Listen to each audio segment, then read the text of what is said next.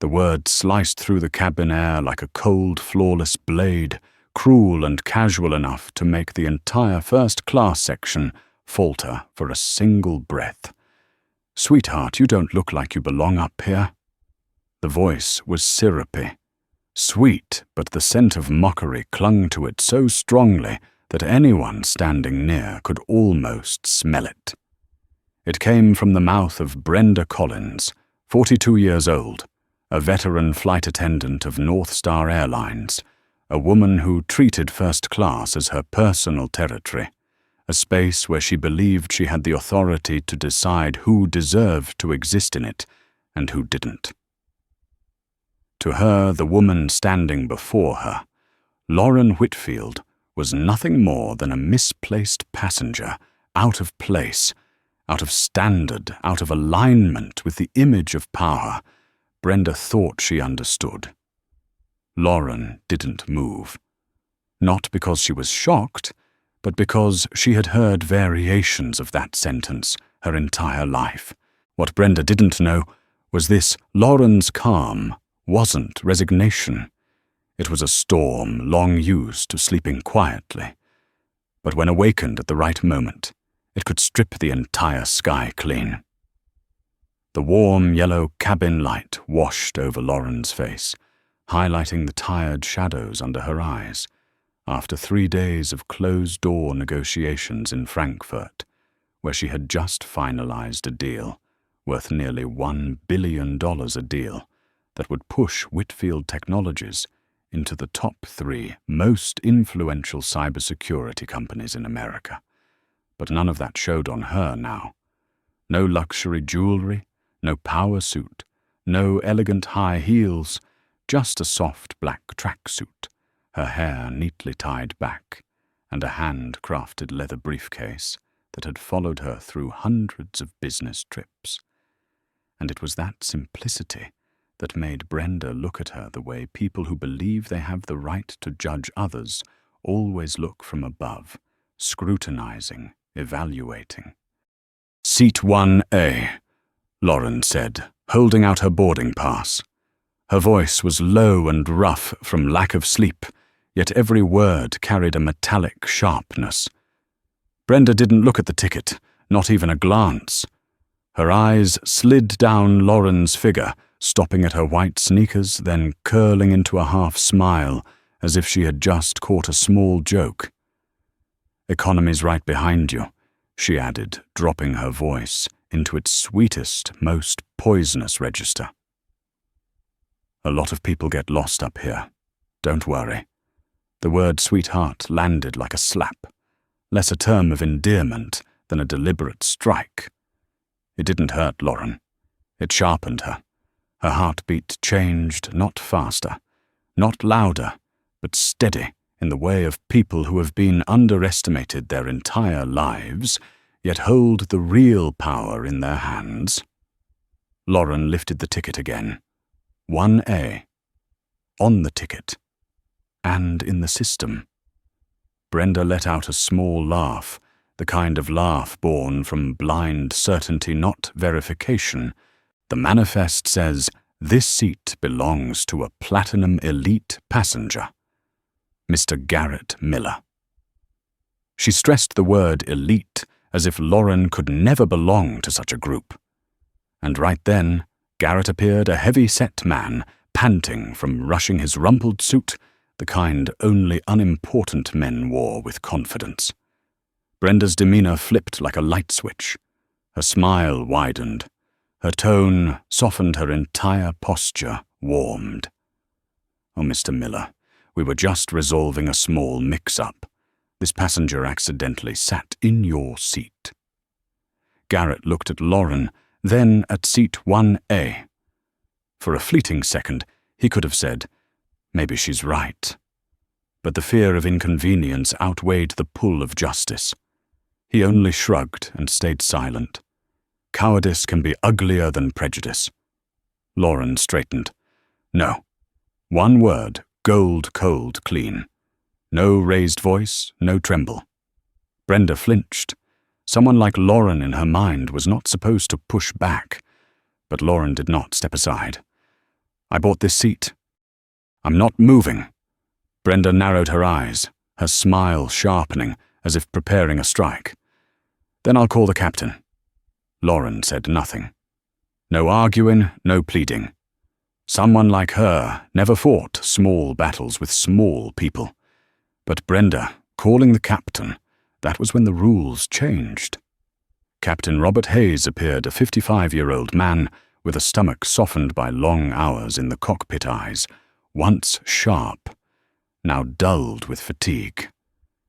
He looked at Brenda, then at Lauren, then at the tablet Brenda handed him, as if it were unquestionable truth. The manifest shows 1A for Mr. Miller, he said. We have one seat left, 31B.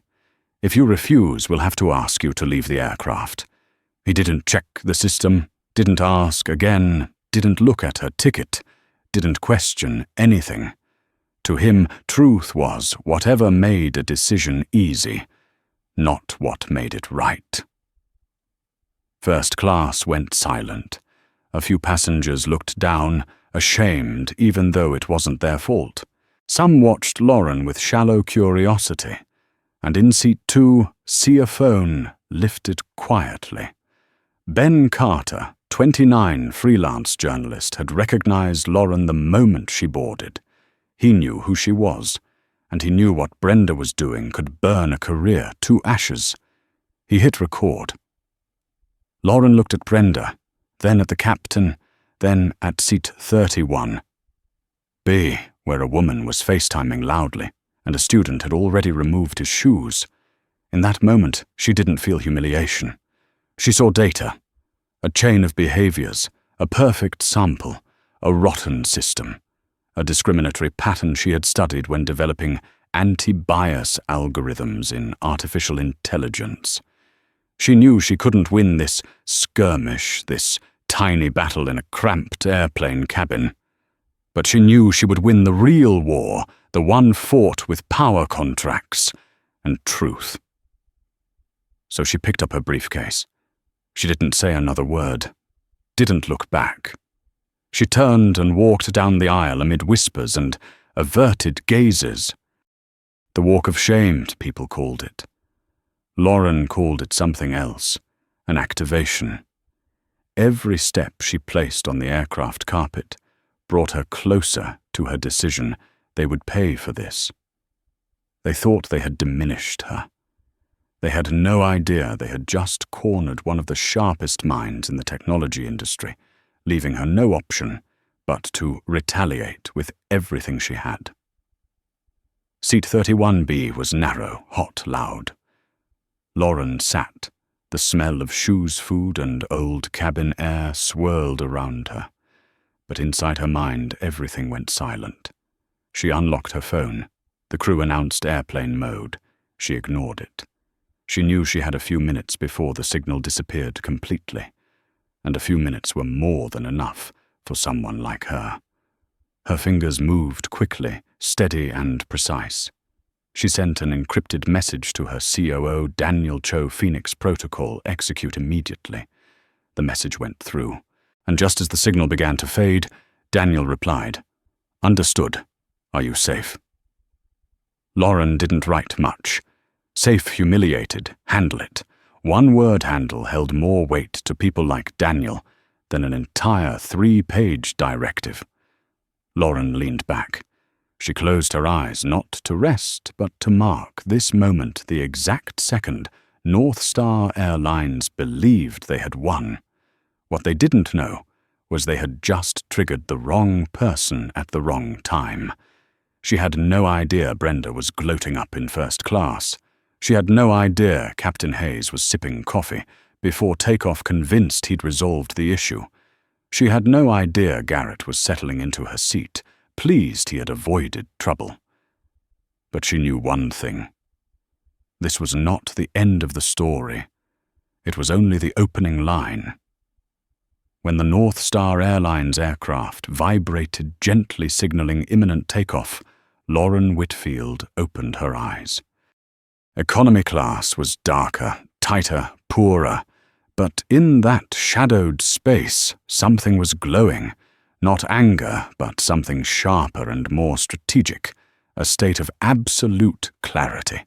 The moment the wheels lifted off the ground was the same moment she shed the role of an insulted passenger and returned to who she truly was, the CEO of a multi-billion-dollar technology empire, a woman who had cost more than a few corporate chairmen their jobs with nothing more than a single email. The student on her left had begun to snore softly, while the woman on her right kept FaceTiming, proudly showing off her new nails to a household full of people shouting over each other. The air was cramped and noisy, a mix of cheap gum and garlic onion snacks. It was the kind of environment Brenda Collins believed would crush Lauren's dignity. But what Brenda didn't understand was that people like Lauren, those who had climbed from the lowest rungs of society, never let temporary surroundings define their worth. Humiliation didn't weaken Lauren. It sharpened her. She pulled out her phone despite the reminder to switch to airplane mode. The signal was fading, stretched thin like a thread about to snap. But for Lauren, a few seconds were enough to alter the fate of an entire airline. Her hands moved quickly, every tap like a needle driving straight into the arteries of a system. A second message went out, encrypted at the highest level to her head of legal initiate review. Flight 4827. Names Brenda Collins. Captain Robert Hayes, passenger Garrett Miller. Possible discrimination, forced displacement ticket override. Prepare litigation options. The message vanished just as her screen dropped to a single bar of signal and then slipped into the silence of airplane mode. But it was enough. The two most powerful brains inside Whitfield Tech had received the alarm. Lauren closed her eyes, her breathing steady and unshaken.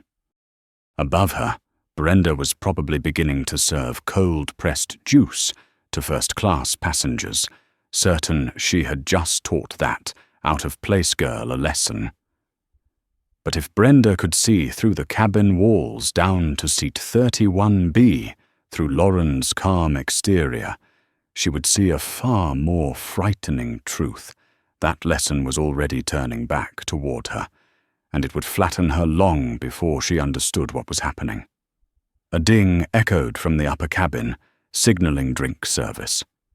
From the economy speakers, Brenda's voice poured out bright and sweet, but Lauren could hear the poison in every syllable. Ladies and gentlemen, welcome aboard North Star Airlines. Thank you for flying with us today. Lauren opened her eyes. That announcement no longer stung her. It was simply a reminder that the kind of power Brenda thought she had only lived inside that cheap microphone. The real power lived inside Lauren's silent phone, inside contracts, money law and data, and she knew how to weaponize every piece of it. Beside her, the FaceTiming woman glanced at Lauren with mild curiosity. Lauren didn't look back, but if she had, that woman would have seen something new in her eyes, the shift carried by people who are about to ignite a battle no one sees coming.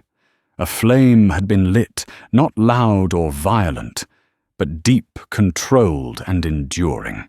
The kind of fire carried by someone who had risen from obscurity to absolute influence. The drink cart began to move down the aisle. Dim lights, the clink of plastic cups, the crack of aluminum can tabs. Brenda reached row 30, then 31. When the cart stopped beside Lauren's row, she flicked her eyes toward Lauren for exactly 1 second. A tiny glance, quick but pointed enough to display her triumph. Lauren saw the satisfaction clearly. "Something to drink, Ma'am," Brenda asked the woman on Lauren's right in a honey-coated voice. Then she served the student on Lauren's left. But when she reached Lauren herself, she pushed the cart forward, without pausing, deliberately, intentionally, without even pretending to look. Lauren didn't move, didn't speak, didn't react. She simply tilted her head slightly, as if filing away one more data point into her internal archive. A small act, but an essential tile in the mosaic. Everything was being recorded by her eyes, by the audio Ben Carter was quietly capturing, by an entire corporation standing behind her. Brenda believed she had just hurt Lauren. In reality, she had likely doubled the legal payout the airline would owe. Lauren opened her laptop. The sound of her typing was not the sound of someone working. It was the sound of war drums. She began drafting a document that would later be regarded as an industry standard in technology, the Zero Tolerance Vendor Conduct Protocol. Every sentence was a declaration of war. Any partner engaging in discriminatory behavior toward Whitfield Tech personnel will be terminated immediately with contract penalties. All complaints will be logged and delivered directly to the Internal Ethics Committee. No exceptions. No negotiation. No leniency. Between the gentle snores of the student and the laughter from the FaceTiming woman, a $10 million policy was written.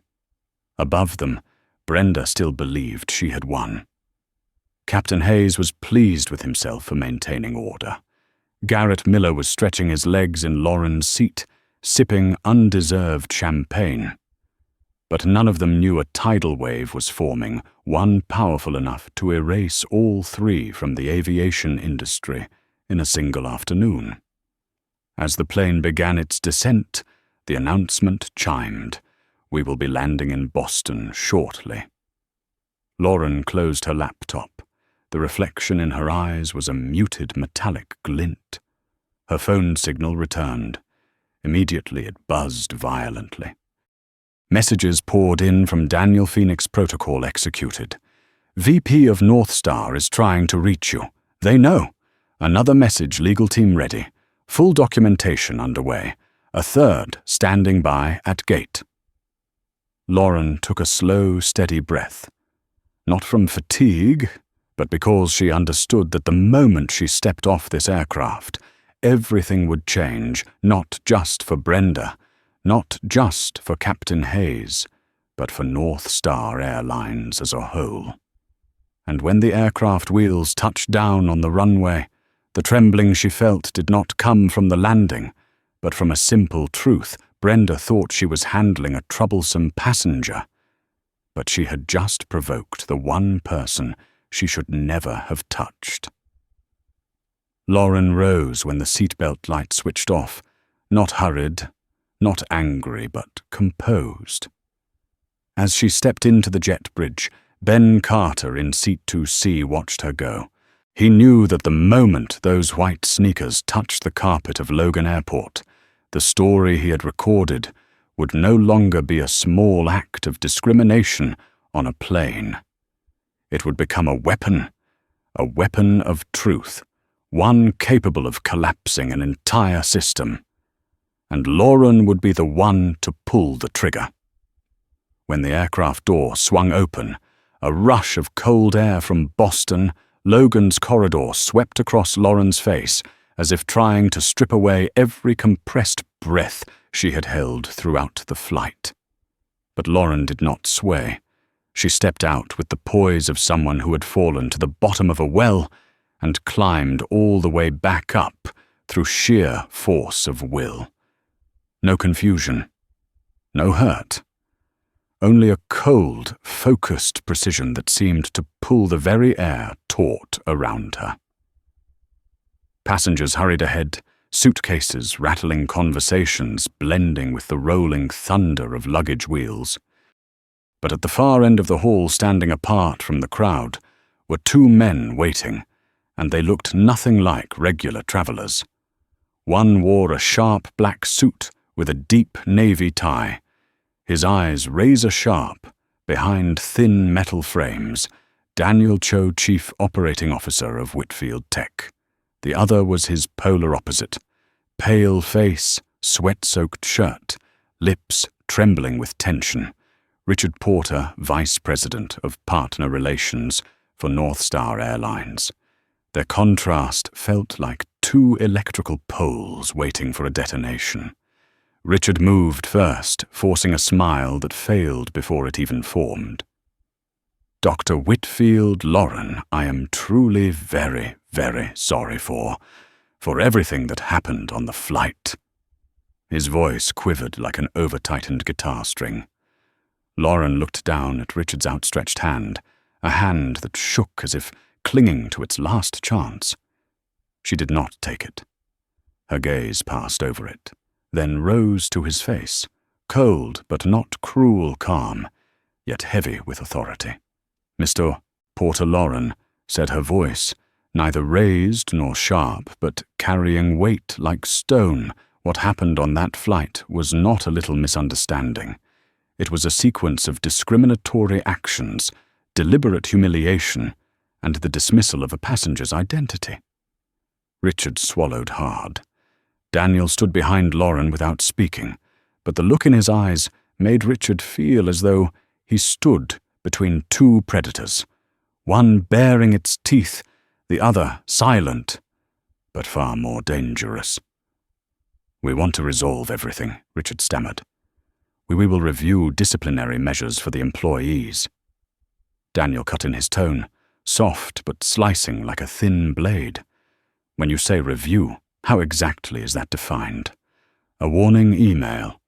A 2-hour soft skills workshop? Do you believe that is enough to repair systemic discriminatory behavior that happened under your oversight?" Richard's face drained of color.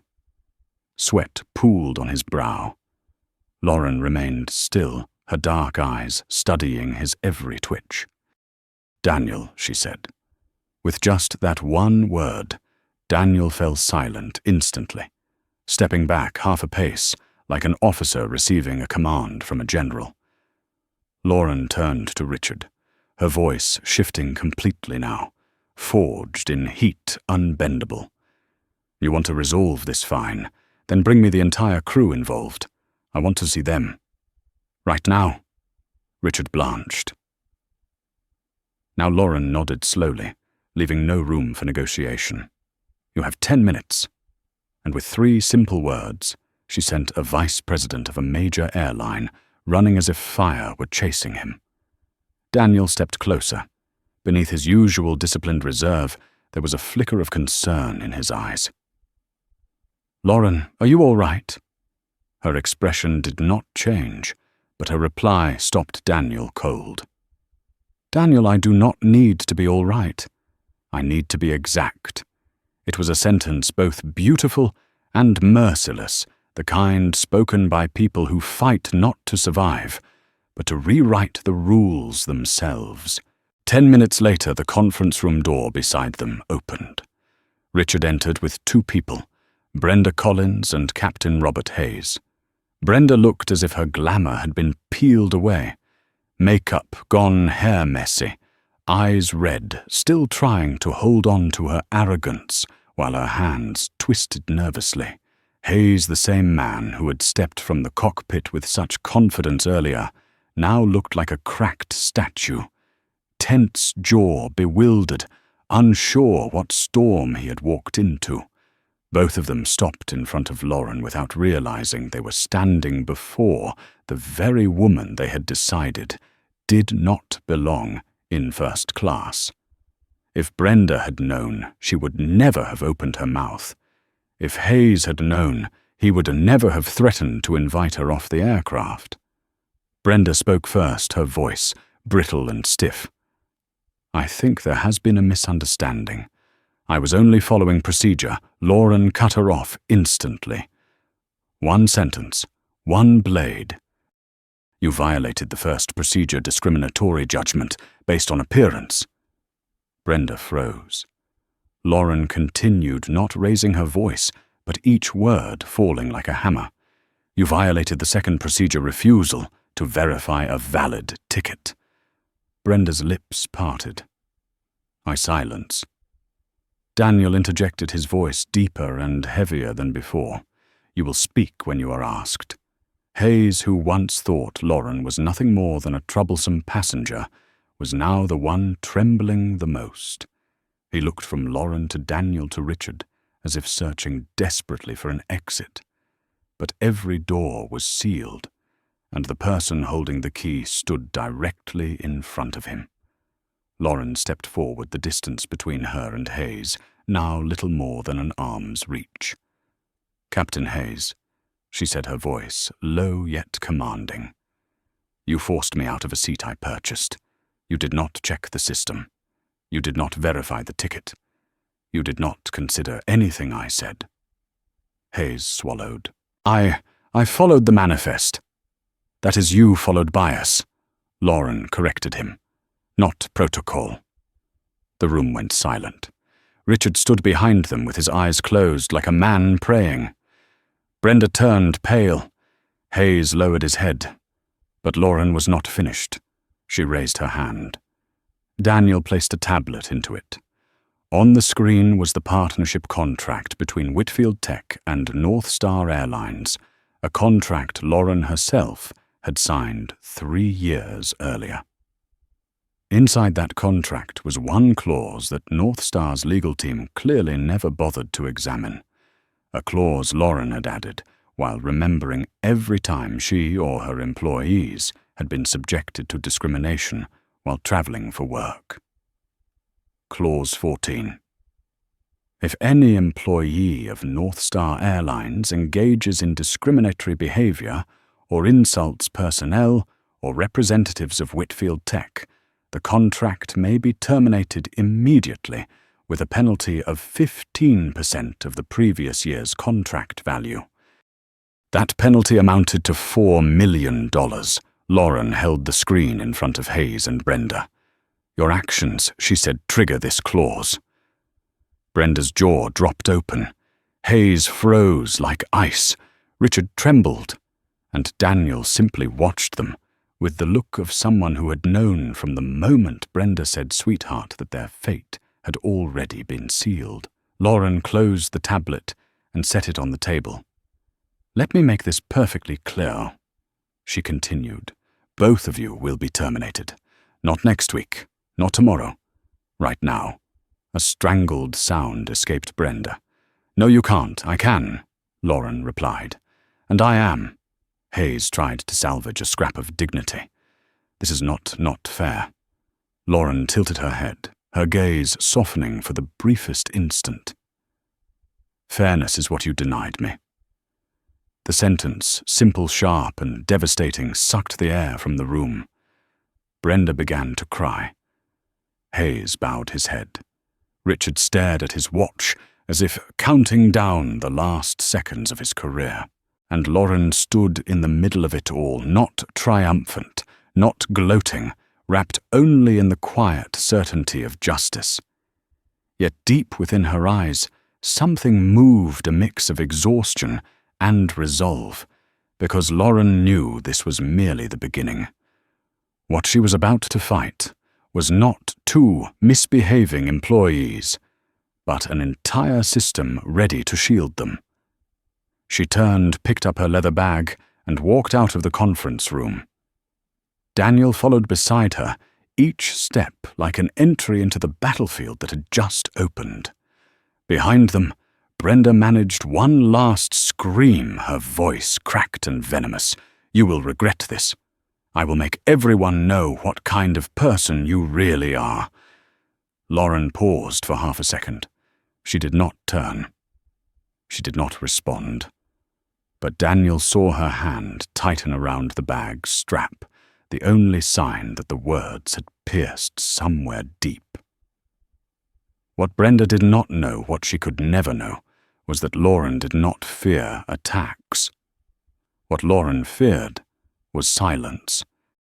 And when the press stays silent for too long, it usually means they are preparing to throw someone into the fire. Lauren walked toward the exit. A security camera overhead blinked softly, capturing the moment she left the hallway, a moment that would later be seen as the precursor to a nationwide media explosion. The battle was no longer inside an airplane cabin. It had stepped into the real world, and Lauren knew the next chapter would not be easy. Not at all. When morning light spilled across Boston's skyline, Lauren Whitfield opened her eyes and felt an eerie stillness settle over the penthouse. Not peace, not relief, but the chilling quiet of a storm gathering behind a mountain range, ready to crash down at any moment. Her body was exhausted from days of travel, yet her mind was sharp, frighteningly sharp, because Lauren understood one thing with absolute clarity. People like Brenda Collins did not know how to lose, did not know how to take responsibility, did not know how to stay silent. They knew only one thing: how to create noise. Her phone buzzed on the table. Not one notification. 17. Lauren glanced over. Messages from legal, from Daniel, from department heads, from friends in the industry. She opened the first one and felt something tighten deep inside her. Daily Raw just published an article on the flight incident. You need to see this. Lauren tapped the link. The screen lit up, and instantly her heartbeat shifted direction, not from anger, but from the ruthless precision of being betrayed by a system she knew all too well, a media machine that never sided with truth unless truth generated clicks. The headline stood there, bold, black, and violent like a verdict. Arrogant black CEO fires entire flight crew over minor mix-up. The subheading below, sources claim. She shouted, "Do you know who I am?" before abusing her power to destroy their careers. A sentence that never existed. A script that was never real. An attack written with Brenda Collins's dirty fingerprints all over it. Lauren felt as if someone had yanked the floor out from under her.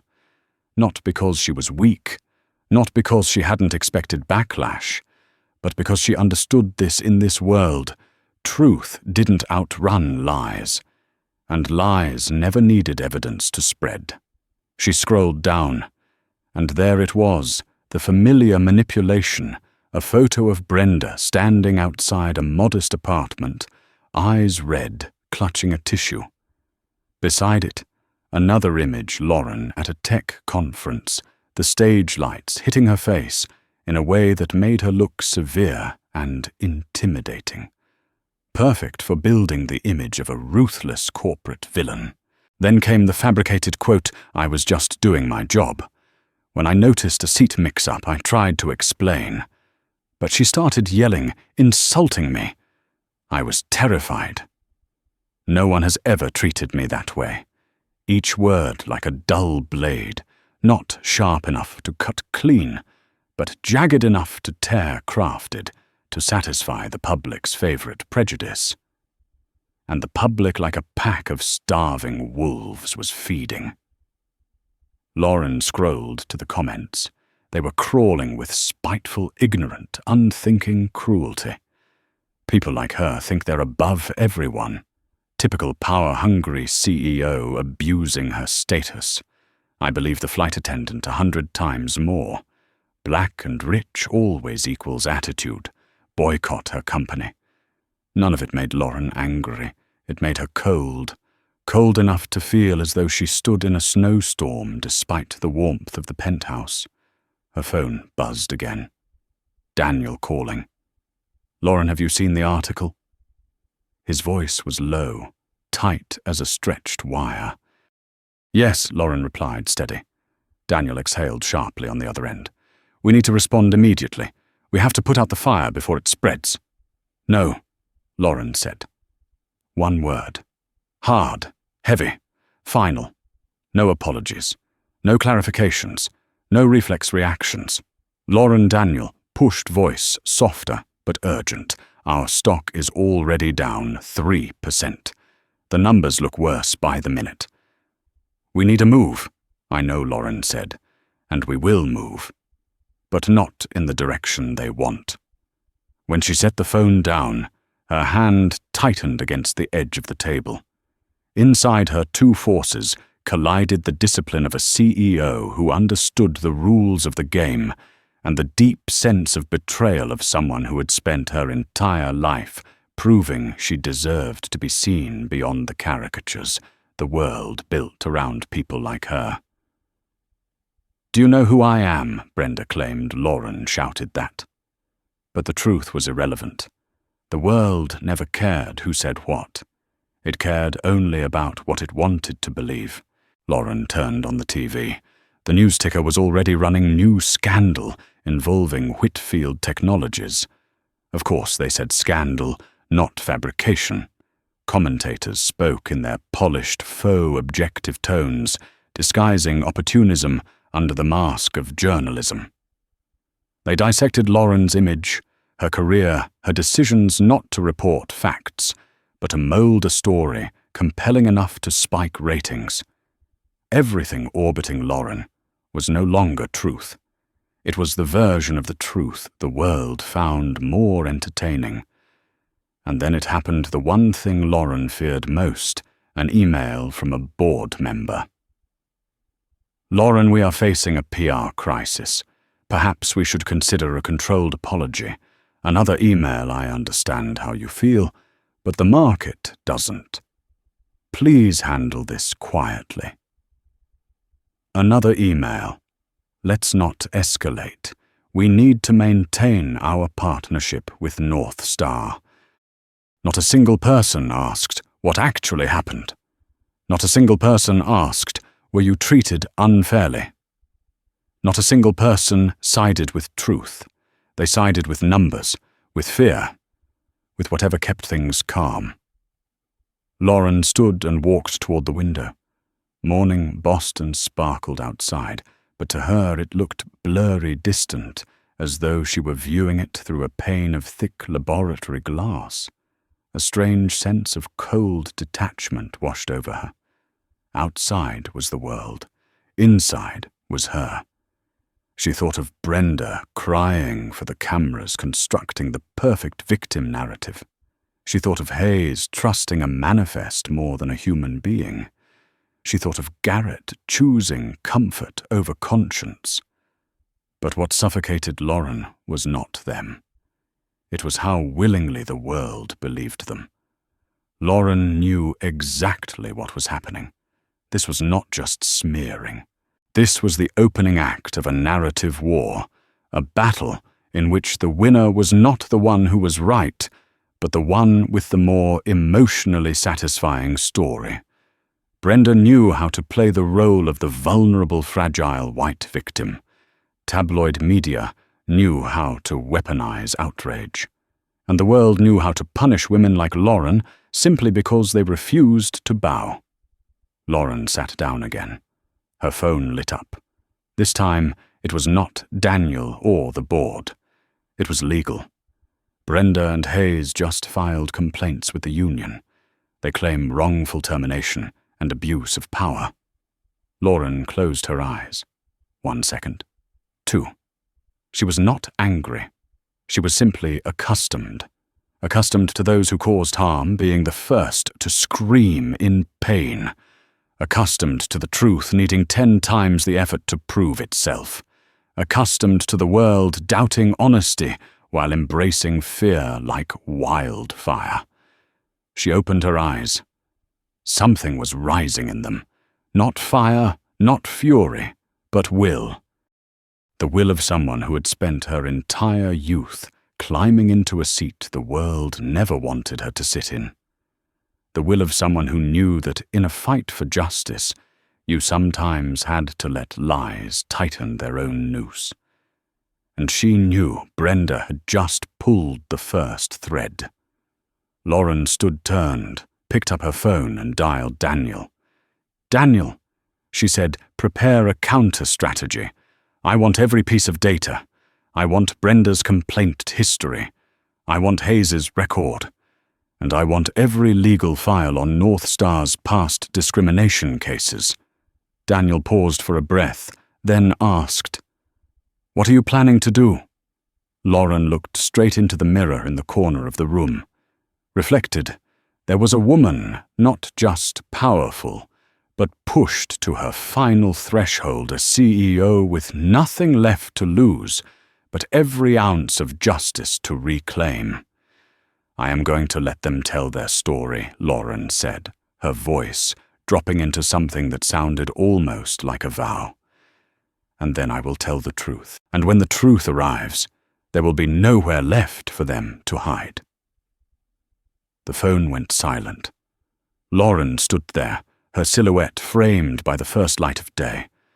Outside, a world was beginning to speak her name with anger and outrage. But inside, something else was quietly burning within her, a controlled fury, the kind that did not scream, the kind that rewrote the entire game. The storm had arrived. But Lauren did not tremble. She did not step back. She did not fear it, because she was the one preparing to hold the lightning in her hand. That night, Lauren's vast apartment lay under a wash of soft golden light, so quiet she could hear her own breathing. Boston outside was still glowing, still noisy, still rushing like every other night. But inside this space, every sound seemed swallowed by an invisible void, expanding in her chest. Lauren sat before her laptop, hands resting on the keyboard, yet unable to type a single word. Everything in her mind spun like a chaotic vortex.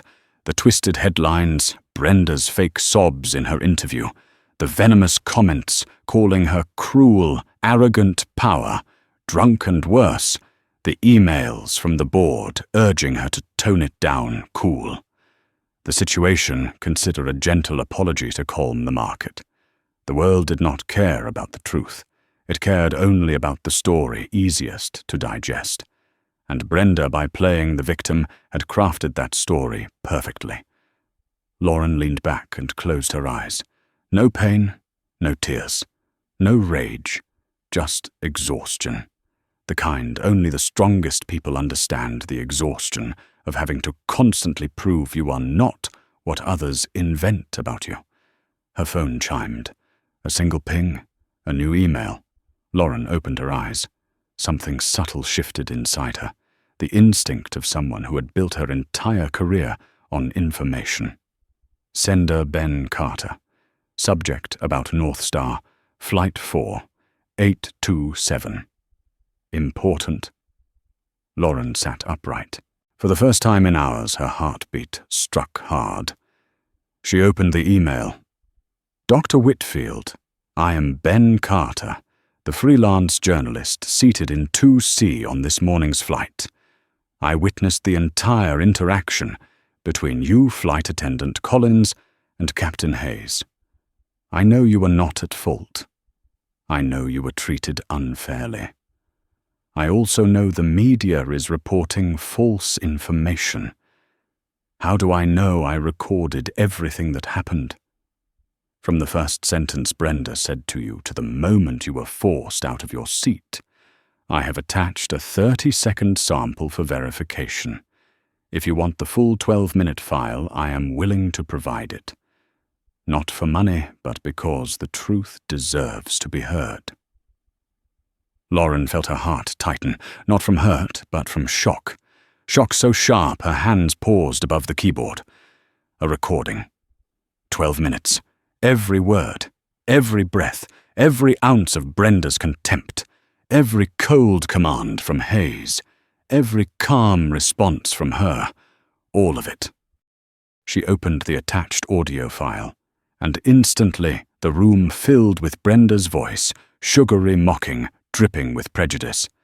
Sweetheart, you do not look like you belong in this cabin. Then Lauren's voice, tired but polite. My seat is 1A.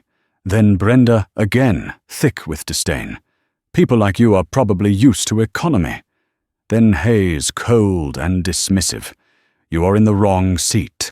Move to 31B or leave the plane. Lauren shot to her feet. Her ears burned.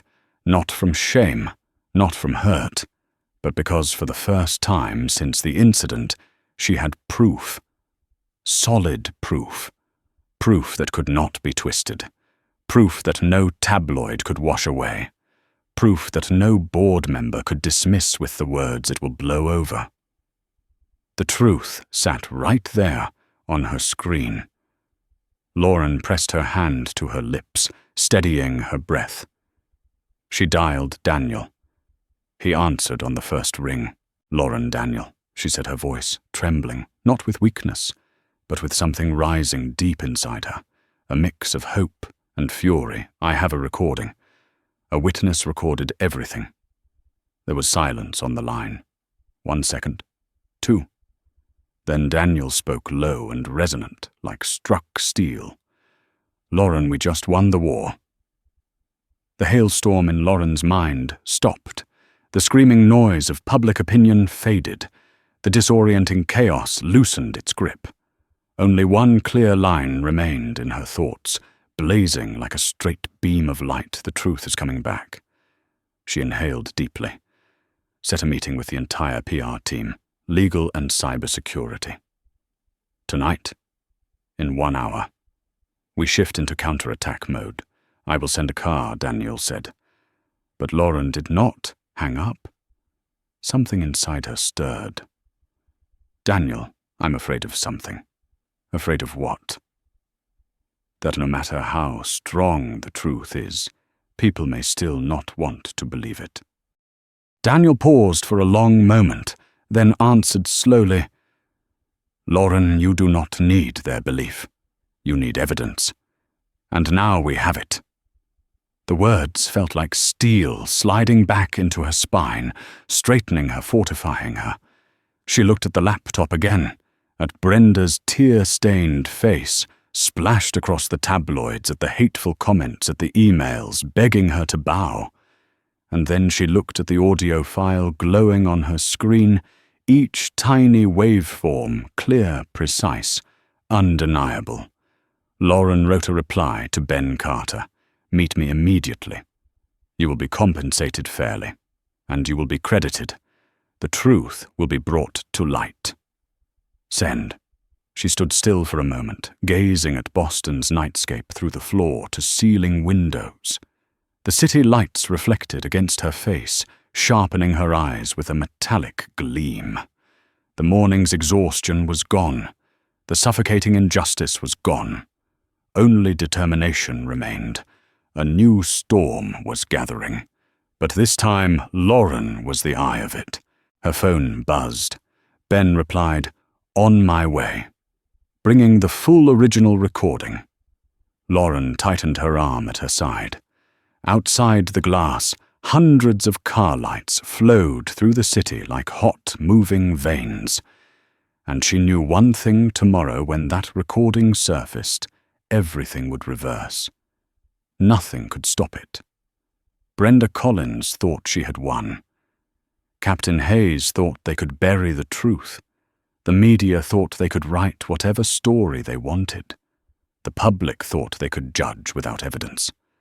But they all forgot one thing. Lauren Whitfield was not just a CEO. She was someone who knew how to turn truth into a weapon. And this weapon, 12 minutes of audio, was about to bring every lie crashing down. Lauren grabbed her coat. She stepped out of the apartment.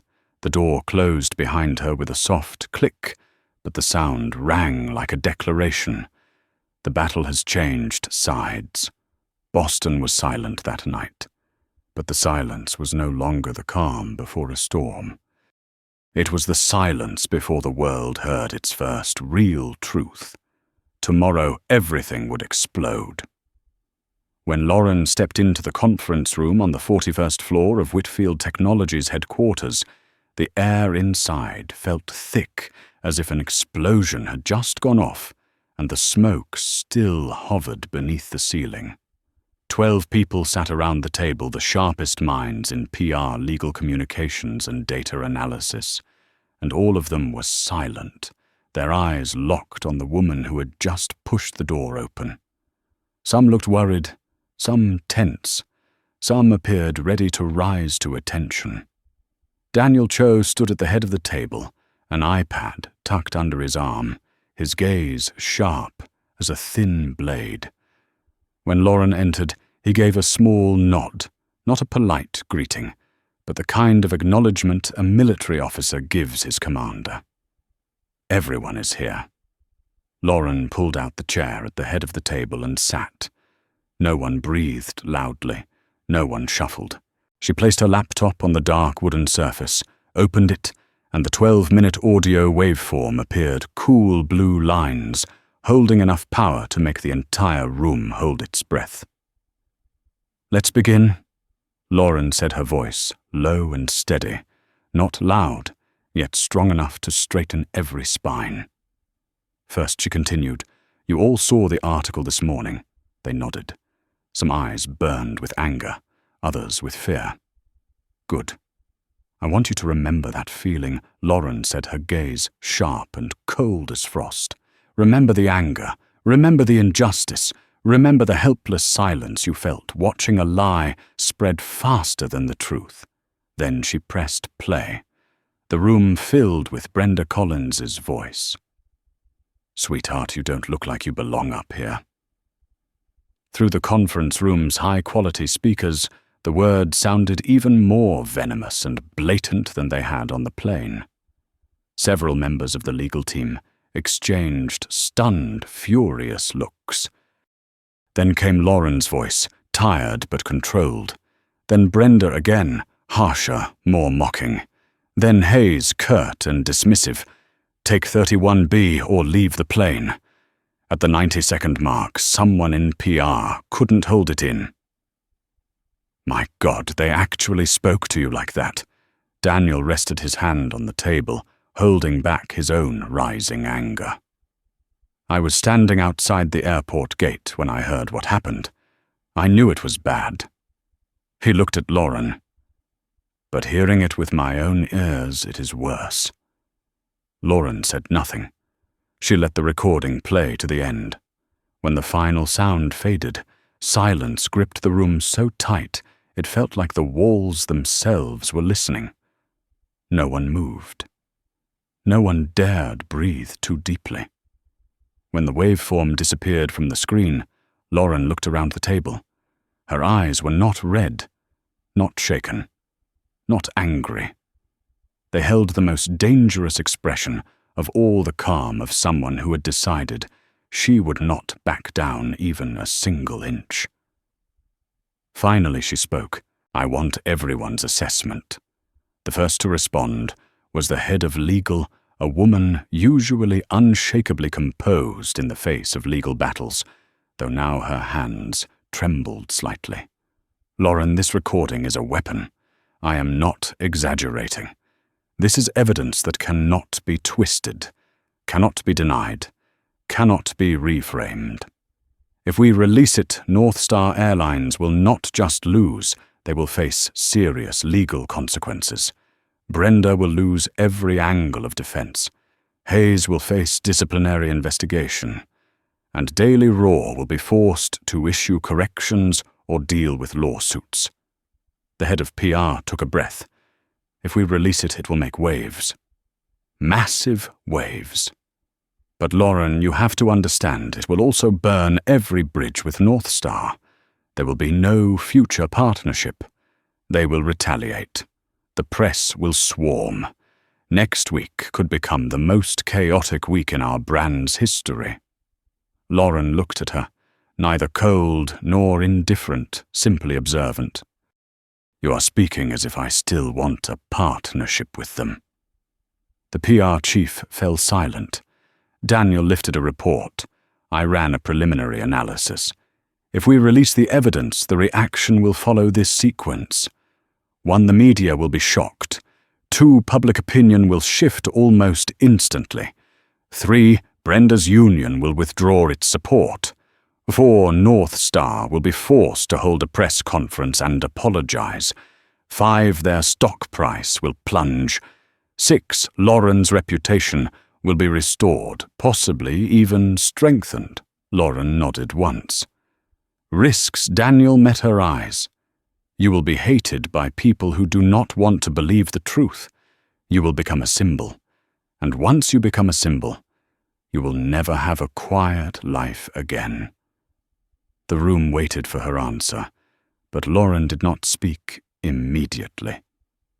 She stood, walked to the large glass window, overlooking the glowing grid of Boston below. The skyscrapers glittered like shards of glass, reflecting a simple truth: the city did not care who was right or wrong. It cared only about who spoke loudest. The scene outside mirrored her own reflection, a woman standing at the crossroads between fight and surrender. But Lauren had never been the type to choose surrender. Yesterday, Lauren said, slowly still facing the window, the media painted me as a monster. They said I abused my power. They said I ruined people's lives over a minor mistake. Her voice dropped soft yet sharper than before. But they never asked who ruined my day, who forced me out of the seat I paid for, who told me I didn't belong there. She turned her dark eyes, blazing with steel fresh from the forge, and they never imagined I had a voice. The silence in the room swelled. Lauren walked back to the table and placed her hands on the wood. "We are holding a press conference." One of the PR team members stiffened. "Right now, tomorrow, or the weekend. In 48 hours, Lauren answered. Daniel nodded. "I'll arrange everything." Lauren continued. "I want Ben Carter present. I want major outlets. I want cameras live, broadcast, no editing, and I want a large screen behind me."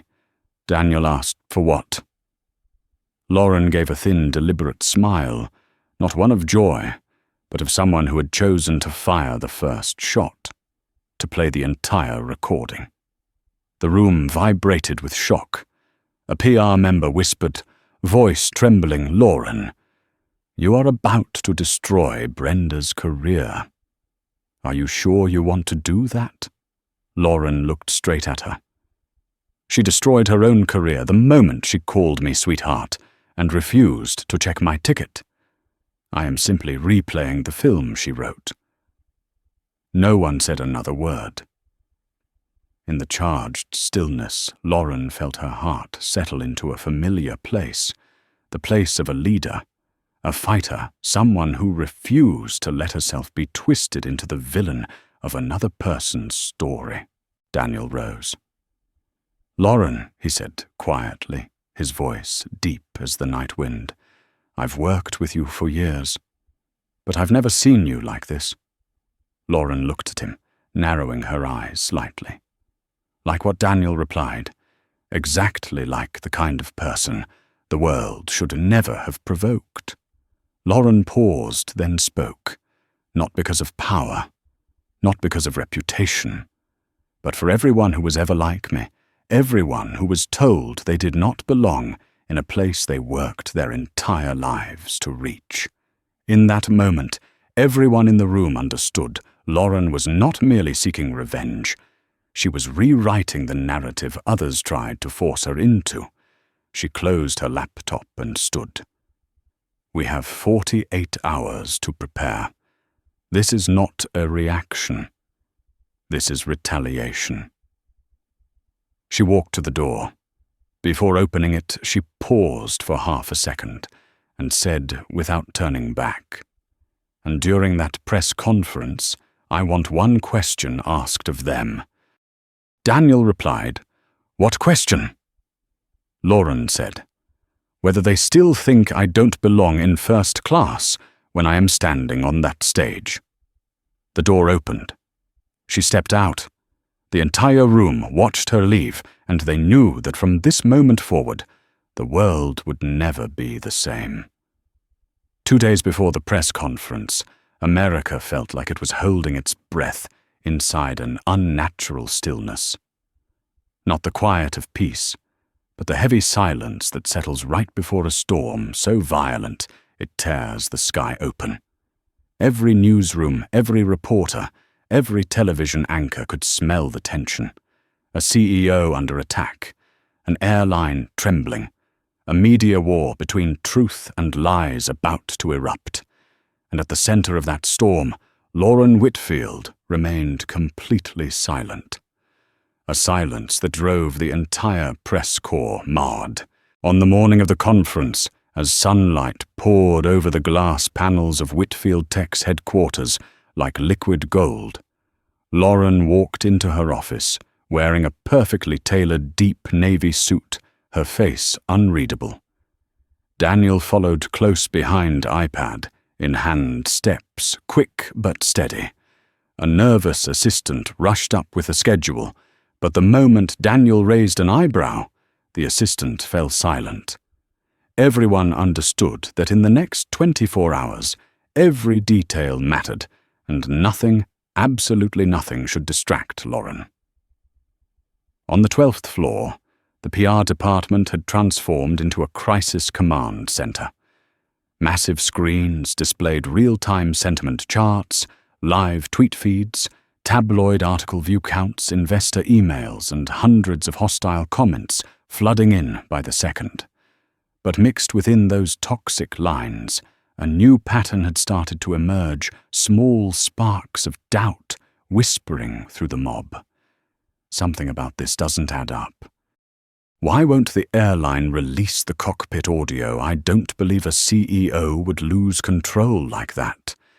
Someone said they heard she was mistreated. Doubt small but growing, spreading like tiny flames across dry grass. But Lauren didn't look at the screens. She avoided every source of emotional noise. She had spent the previous day asleep, recovering, sharpening her focus. Today she was a soldier, stepping onto the battlefield, armored, armed, and most importantly, carrying evidence. Meanwhile, across the city, Brenda Collins was living in hell. Her small apartment was swallowed in darkness, curtains pulled, tight lights off. The table was buried under empty water bottles, crumpled tissues, anxiety medication, and a phone that kept lighting up non-stop. But earlier, those notifications were not only messages. All day yesterday, reporters crowded her front door. They shouted her name, shoved microphones inches from her face. "Brenda, do you have anything to say about the discrimination allegations?" "Brenda, there are rumors the union is about to drop you." "Any comment?" "Brenda, sources say the CEO has evidence. What's your response?" The microphones came so close they made her flinch. She hid behind the curtain, sobbing softly like a frightened child. Every knock on the door, even from a neighbor passing by, sent panic crashing through her chest. Her phone buzzed again. "Brenda, this is the union rep. We need to talk. Urgent." "Another message, Brenda. If there is any evidence against you, we cannot protect you. Brenda, you need to tell us the truth." Brenda threw her phone aside and held her head. The truth. The truth was, she thought she had won. She thought Lauren was just another black passenger who didn't know her place. She thought she could provoke, belittle, humiliate. She never imagined someone might be recording everything. She let out a choking sob, her breathing ragged in the dark room.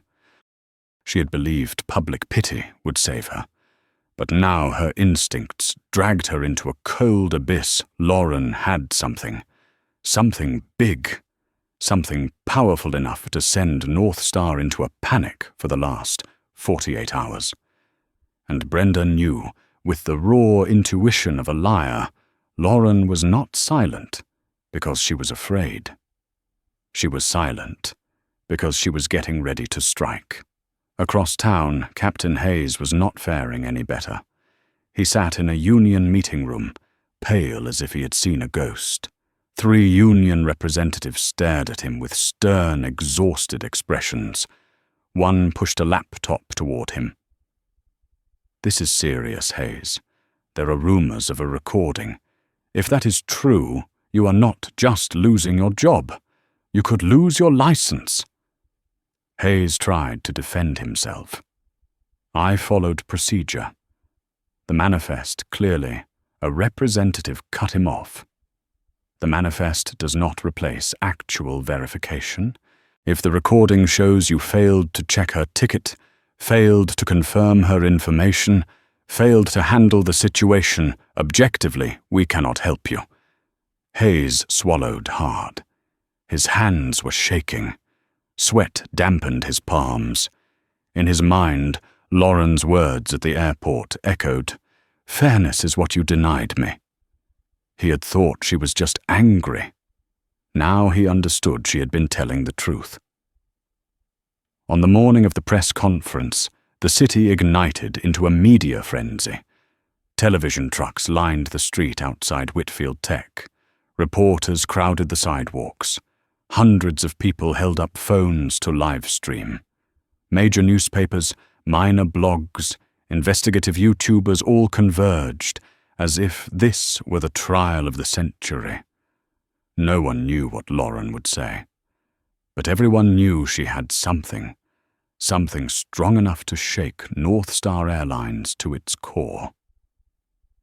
Inside the building, Lauren stood before a mirror, a rare moment of stillness. She looked at herself not with arrogance, but with the awareness of someone who understood that what she was about to do would change the way the world saw her forever. Her breath slowed. Her fingers adjusted the edge of her suit, her hair sleek, her eyes sharp, not a detail out of place, not a hint of weakness. The door opened. Daniel stepped inside. "Lauren," he said softly, "the press is in place. The room is ready. Ben Carter is seated in the second row. The audio has been checked." Lauren turned. Any response from North Star Daniel inhaled. Complete silence. "Which means they know they've lost, Lauren," replied her smile, thin as a blade. The two walked down the grand hallway toward the press auditorium. Staff stepped aside. Some stood tall and nodded to her like soldiers saluting their general. They were not just looking at a CEO. They were looking at a woman about to fight for a truth every one of them felt connected to. The auditorium doors opened. Camera lights swept across her like 1,000 eyes. Camera shutters clicked in rapid bursts. Reporters pressed forward microphones, jutting out like a forest of spears. In the front row sat a reporter from Daily Raw, clutching a notebook. Lips tight, not confident like before, but tense, frightened, and pale. Lauren walked toward the stage, each step landing like a slow drumbeat of victory. When she sat in the prepared chair, the room fell silent, as if someone had pulled every sound out of the air. Daniel stood behind her eyes, alert. Ben Carter, sitting in the second row, gave her a small nod, the nod of someone who knew he was about to witness something that would change a company's history. Lauren lifted the microphone. In that moment, it felt as though all of America leaned toward her. For the past 7 days, Lauren began her voice steady and resonant. "A story has been written about me. A story many have believed because it fits the prejudice they want to believe." She paused. "But today I am not here to tell a different story. I am here to show you the truth." The room tightened with anticipation. Lauren gave Daniel a small nod. "The signal?" Daniel pressed a button. The screen behind her lit up. Blue waveforms appeared. And then Brenda's voice filled the auditorium, sharp, mocking, undeniable, "Sweetheart, you do not look like you belong up here." The entire room detonated, not with noise, but with a silence so deep and devastating it crushed every lie spoken in the last week. Lauren set the microphone down, sat tall, and swept her gaze across the room. The war had turned, and what came next would be far more ruthless. When Brenda's first sentence echoed through the auditorium, it did not sound like a voice. It sounded like a bullet. A slow-moving bullet that ripped straight through the silence and warped the entire room on impact. Reporters in the front row leaned forward, as if they had just heard the impossible. Some blinked rapidly. A few jolted, gripping their cameras until their knuckles turned white. But the rest, the majority, went still, frozen, as though the universe had suddenly shifted its axis. Lauren said nothing. She let the recording tell the story on its own, and that story was brutal, unfiltered and unforgiving. Brenda's voice kept pouring through the speakers so vivid that the audience could almost smell the cheap perfume she had worn that day. People like you don't usually sit here. Economy is in the back. Don't make this difficult. Brenda's voice was laced with superiority, the kind of confidence held by someone who believed she was the one in control. But in the auditorium, her voice had become evidence. Not vague evidence, but sharp, merciless, irrefutable evidence. Then Lauren's voice emerged completely opposite.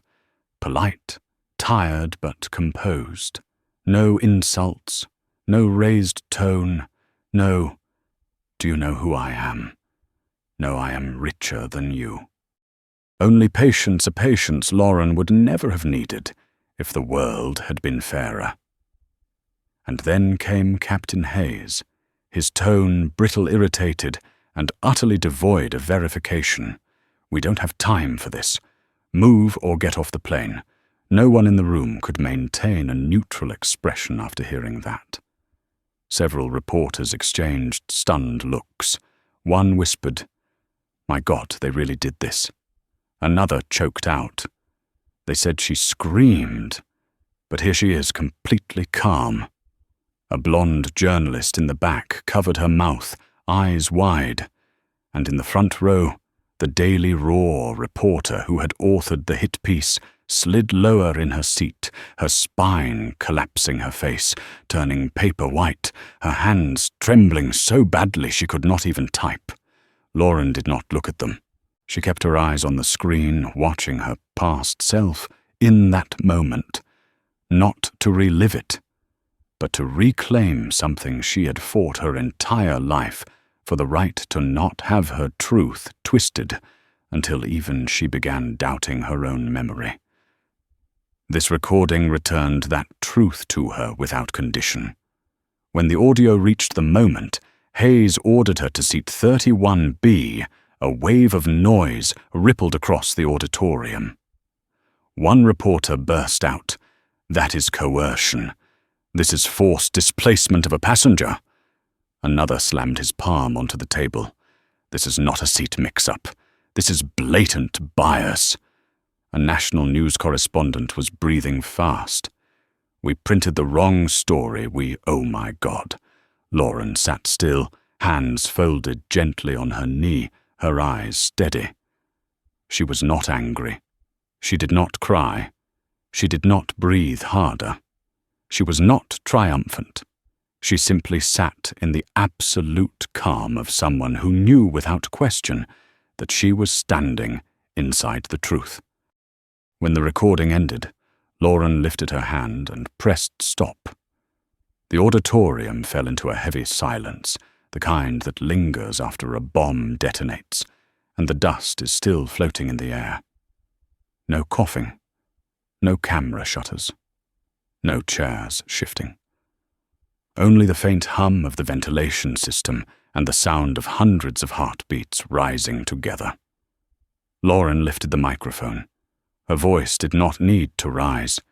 It needed only the clarity the truth demands. "This is the truth," she said. Not the story they wrote. Not the version they wanted the public to believe. This is the real voice. This is the real behavior. This is how I was treated, not because my ticket was wrong, not because the system failed, but because I did not look like someone who belonged in that seat. A reporter shot up from his chair. "Dr. Whitfield, why didn't you release this evidence sooner?" Lauren looked directly at him. "Because I wanted them to say every lie they had. I wanted them to build their own story. I wanted them to push the button that destroyed their credibility before I showed the truth." Pens scratched violently against paper. Cameras flashed. A voice called out, "Are you saying the airline knew about this?" Lauren answered instantly. They knew.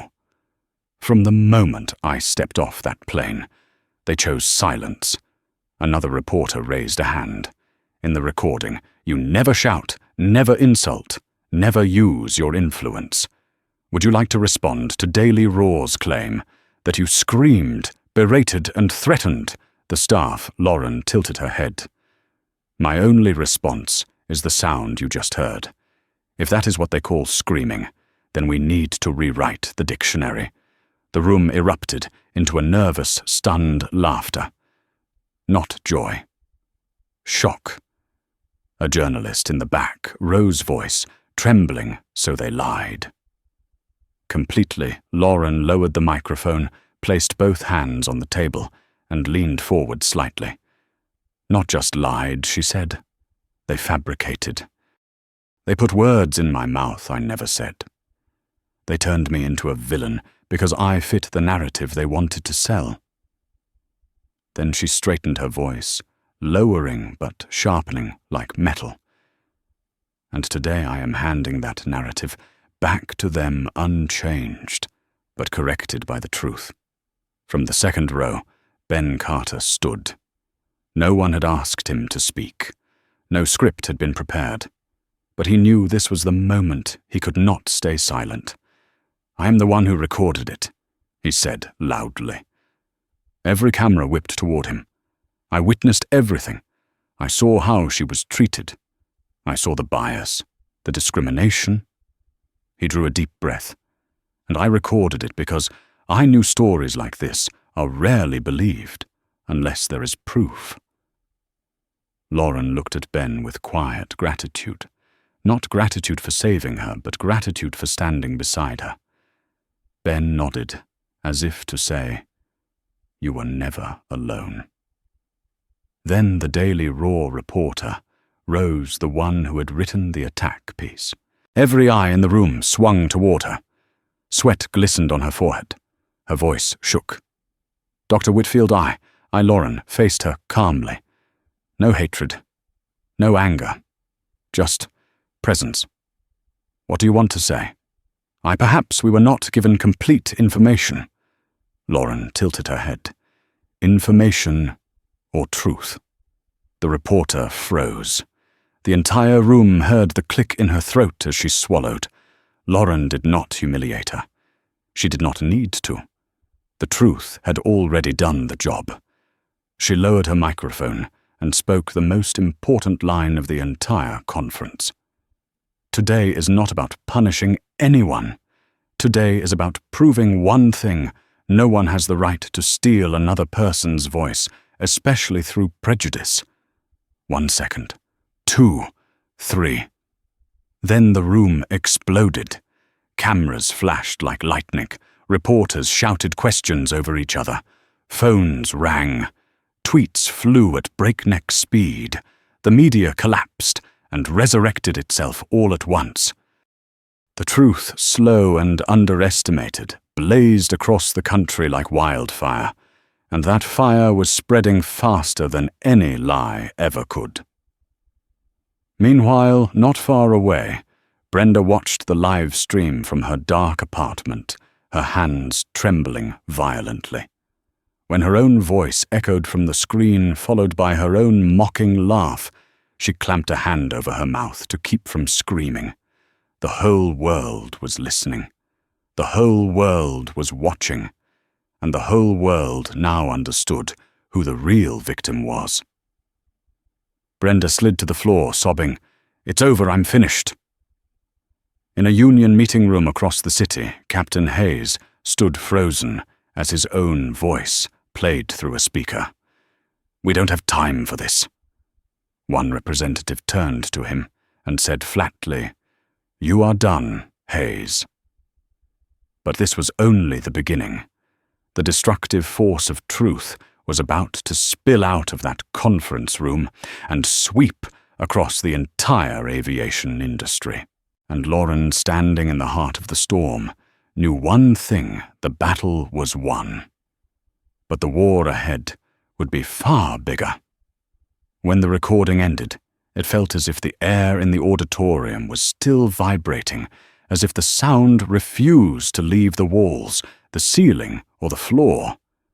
Brenda's voice, her resentment that poisoned Sweetheart Hayes's orders, all of it still haunted the space like ghosts unwilling to disperse. But once truth is exposed, it does not need to repeat itself to exert pressure. It shifts the world on its own. Only minutes after the audio appeared on the screen, a media earthquake began tearing across America, fast, violent, and irreversible. NBC was the first to break into its programming with breaking news: a black CEO, smeared by airline staff recording just released. CNN followed immediately. Shocking audio reveals blatant discriminatory conduct by flight attendant. Even Fox News jumped in North Star Airlines controversy, clear signs of systemic bias. Twitter, now called X, erupted like a nuclear blast. New hashtags appeared and instantly climbed to the top 3 nationwide.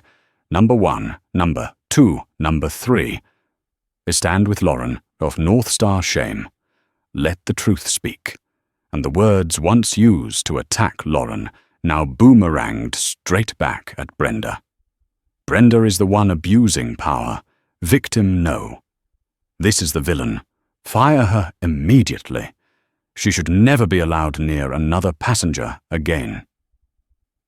Major influencers who had remained silent earlier now posted videos, live streams, and breakdowns of every sentence from the audio. Some even cried, listening to how Lauren was treated. A black woman that calm, and they called her aggressive. This is blatant prejudice. She endured too much. I cannot believe anyone could remain that composed. The truth, rare and fragile, had in that moment become Lauren's most powerful weapon. But if the media had turned into a tidal wave, then North Star Airlines had become a decaying ship being ripped apart by the sea. Inside North Star headquarters, chaos reigned. In the boardroom, the airline's CEO, Jonathan Reaver-Hare, disheveled and Silver slammed a stack of papers onto the table. Who let this happen? Why did no one tell me there might be a recording? An HR director stuttered. We thought it was only a rumor. Jonathan roared. Rumor, it is evidence. Evidence clear as daylight. Another executive spoke nervously. The media is calling. Shareholders are calling. Regulators are calling. The union is calling. We need a press conference. Jonathan snapped. A press conference for what we messed up from the start. Then the speakerphone lit up. A board member's voice blasted through Jonathan. Our stock has dropped 18% in 45 minutes. Fix it now. Jonathan wiped sweat from his forehead. Face flushed red. I will handle it. We will announce Brenda and Hayes are terminated. Immediately. But it was too late. Because by the time he said it, millions had already watched Lauren's press conference live stream, and their outrage had turned into fire. As for Brenda Collins, she was trapped inside her worst nightmare. She was no longer a pitied victim. She had become the symbol of everything people despised: discrimination, arrogance, injustice. She looked at her phone and saw thousands of comments flooding in. You are a disgrace. You know exactly what you did. Pray Lauren doesn't sue you. I used to feel sorry for you. Now I feel sick. Brenda threw her phone aside, tears streaming, hands shaking violently. But the worst part was the knocking at the door. She knew instantly it was the press. This time no one brought flowers or tissues. They came for blood. Voices echoed from the hallway. Brenda Collins, do you want to comment on the recording? Brenda, what did you tell the tabloids? Brenda, do you realize you could be sued? Brenda covered her ears, crouched on the floor, shaking her head and crying. Every lie she told had now become a blade, cutting straight back at her. Captain Hayes was no better. In the union office, when the recording was played for him, his skin turned ashen. "We don't have time for this." That sentence, played aloud, sounded like a death sentence. A union representative said coldly, "Do you realize what that means? Do you realize you violated safety protocol? This isn't a small mistake. This is a serious breach." "You are finished, Hayes." Hayes slumped in his chair, hands shaking uncontrollably. 30 years of career gone in 12 minutes of audio. No one could save him. No one wanted to, because he had dug his own grave. National media had no choice but to label his actions a severe command failure. Law firms began preparing class action lawsuits. Other passengers who had faced discrimination started speaking out, saying they had encountered Brenda before, had been ignored by Hayes before. A full-scale investigation was launched. And then there was Garrett Miller, the man who stayed silent so he could enjoy seat 1A. He did not escape either. The pharmaceutical company he worked for called him into a meeting that very afternoon. Printed on the table were the statements he had given to the tabloids, claiming Lauren was aggressive, and screamed at the crew. His supervisor asked, "Did you verify anything before giving this quote?" Garrett trembled. I did not know someone recorded it." His supervisor replied coldly, "So you lied because you thought no one would find out Garrett was terminated on the spot." And when he stepped outside, dozens of phones pointed at him. "Did you lie to protect yourself? Are you biased?" Garrett covered his face and ran. The domino effect spared no one. Yet, in the midst of all the chaos, Lauren did not pop champagne. She did not smile. She did not gloat. After the press conference, Daniel asked her, "Do you feel relieved?" Lauren shook her head lightly. "This is not victory." "Then what is it?" "It is justice, stepping into the light." Justice does not feel happy. It only feels right. Over the next several hours, article after article rewrote the story, retracting earlier claims, issuing public apologies. Daily Roar, the tabloid that fabricated the original narrative, published a long correction, but the public did not forgive easily. Thousands commented, "Why did you not wait for the truth? You cared about clicks more than accuracy." National media shifted tone from labeling Lauren an aggressive, powerful CEO to a woman wronged but standing strong. Editorials appeared. A lesson for the entire media industry. Truth wins when we let it be heard. Lauren Whitfield, a symbol against discrimination. But Lauren watched silently. Praise did not move her. Apologies did not soothe her. The pain she endured did not disappear just because the public switched sides. That evening, Lauren sat alone in her dim office, looking out at the blinking lights of the city below. Daniel stood by the window watching her. "What are you thinking?" Lauren exhaled slowly. "That truth has a price." "How high?" Daniel asked quietly. Lauren looked out at the distant skyline, her eyes reflecting the glow of the city. High enough that the world turns its back before it finally turns around. Daniel said nothing. He understood. Lauren had not won because she wanted victory. She had won because she refused to let people like Brenda define her. She had won because countless people before her had lost the same battle, smeared, silenced, transformed into villains in someone else's story. But Lauren was not the kind of woman who stayed silent. In another part of North Star's headquarters, Jonathan Reaver was now standing before a national television camera, face pale as chalk, preparing to deliver a scripted apology. In his statement, he would say, "We apologize to Dr. Lauren Whitfield and pledge to make changes. But that voice, the voice of someone forced to kneel, convinced no one. As for Lauren, she was preparing for the next stage, not personal revenge, but the transformation of her pain into something greater, a shield, a movement, a policy that would protect others after her, a foundation for how the aviation industry must treat its passengers. Lauren was not seeking triumph. She was seeking change, and she knew true change begins only after the war. Next, the aviation industry, the entire system was about to face Lauren Whitfield. After a 3-day media earthquake, America felt as if it was standing inside a strange new dawn. Everything looked the same. The lights still glowed across the city.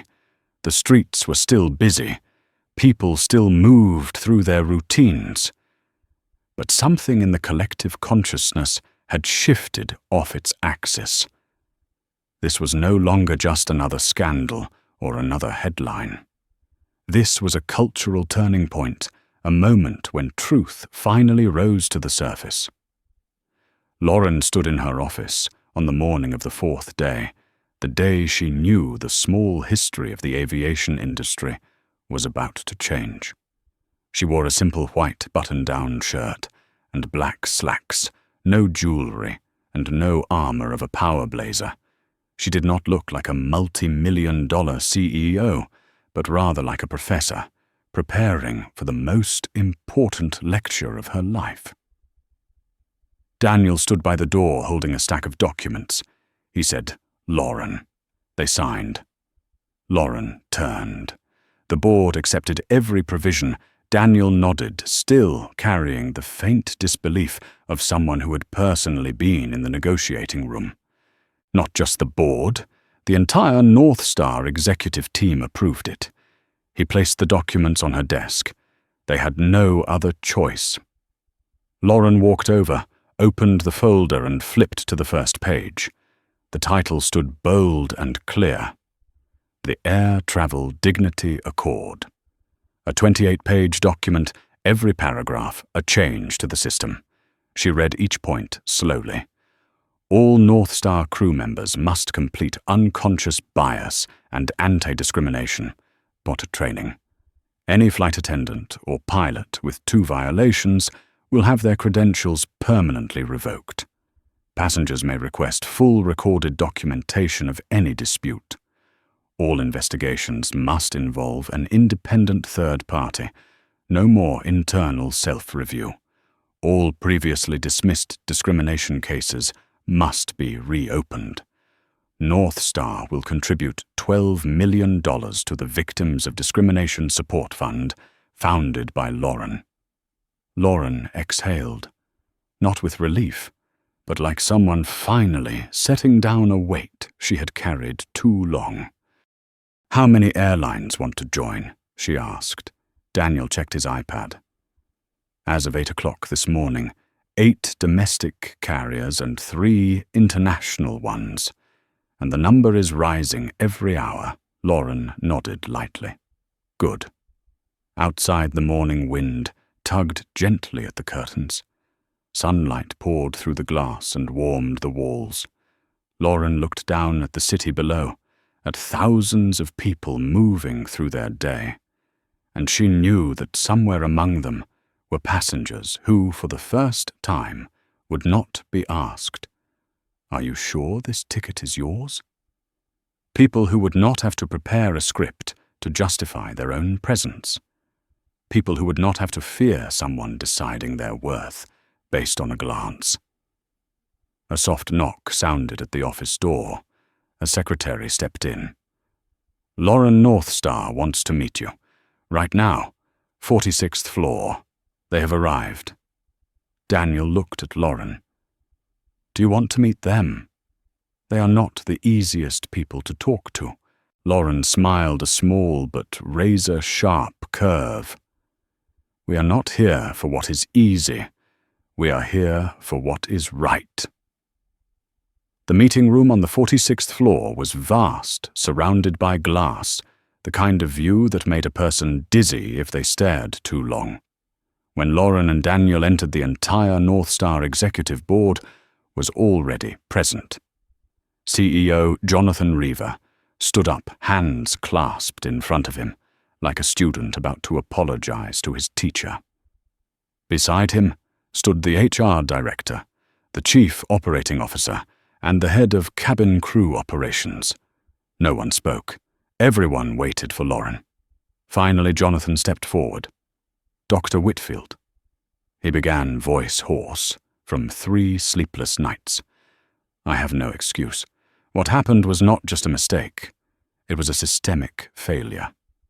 Lauren nodded once, not as forgiveness, but as acknowledgement. Jonathan swallowed hard. We accept every term, every demand, every commitment. And I want to say this. He inhaled. You are not just a victim.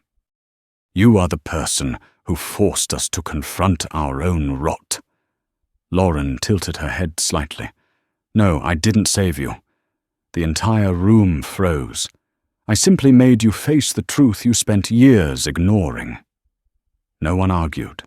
If only Brenda and Hayes could have heard those words. Instead, they were in 2 different corners of the country, receiving their final disciplinary notices. Hayes would lose his license permanently. Brenda would be banned from aviation for life. And the latest internal investigation revealed Brenda had deliberately moved black passengers to the back rows on 3 other flights. Lauren did not feel joy reading that. No satisfaction. No triumph.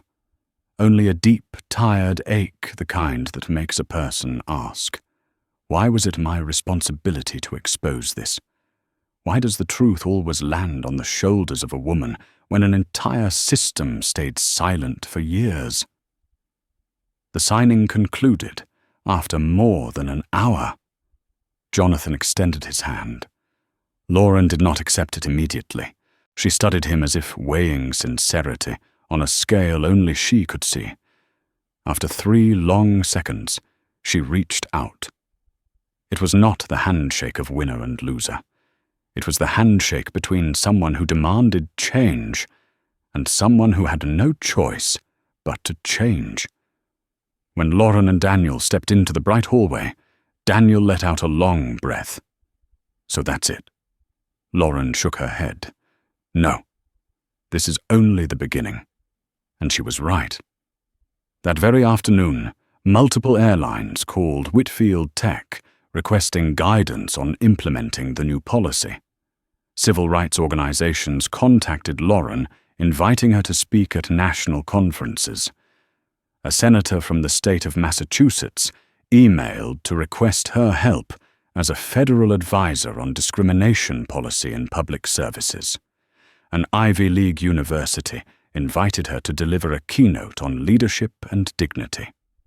Lauren read them, then set the phone down. She had not decided. Not because she did not want to speak, but because she understood something deeper. Every speech, every conference, every interview would turn her into a symbol. And becoming a symbol meant giving up privacy forever. Her entire life, she had fought to be seen as a person, not a representation. But now she could be the voice someone else needed. Lauren stepped out onto the building's balcony. The wind swept through her neatly tied hair. The city pulsed below, bright, loud, alive. But Lauren stood still, a solitary pillar in a world just recovering from a storm. Daniel stood behind her. You changed everything. Lauren did not turn. No, I only opened the door. And what lies behind that door? Daniel asked. Lauren looked down at the moving crowds, ordinary people living ordinary lives. A world where people do not have to prove they deserve respect. The wind strengthened, tugging at the edge of her shirt. Daniel watched her for a long moment, then said softly, You know, Lauren, most people fight back because they want to win. But you fight back because you want everyone to win. Lauren let out a quiet laugh. Maybe. Then she looked toward the horizon, where the sun was beginning to set, casting a warm orange glow across all of Boston. But honestly, I fought back for one simple reason. Daniel asked. What reason? Lauren answered, in a low, resonant voice filled with weight and clarity. Because no one has the right to tell me I do not belong in a place I earned with my own hands. In that moment, Daniel knew this story would go farther than headlines. It would enter leadership courses. It would appear in books. It would be told to young black girls afraid to walk into their first boardroom. Not as a revenge story, but as a reminder that dignity is not a privilege.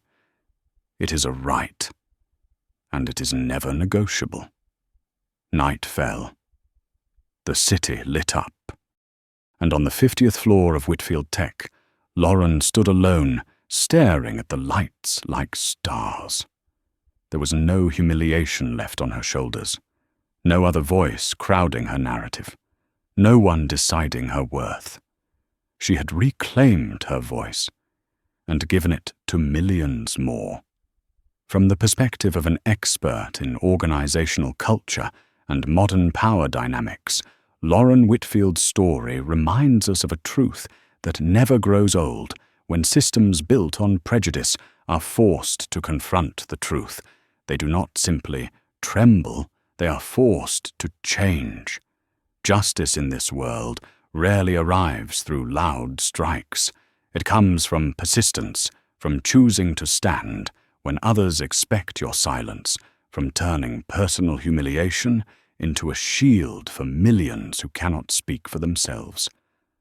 Lauren did not win because she held power. She won because she refused to let anyone take away the dignity she earned with her own 2 feet. If this story moved, you hit like and subscribe so we can continue telling journeys where truth is not distorted, where those underestimated rise to reclaim their voice.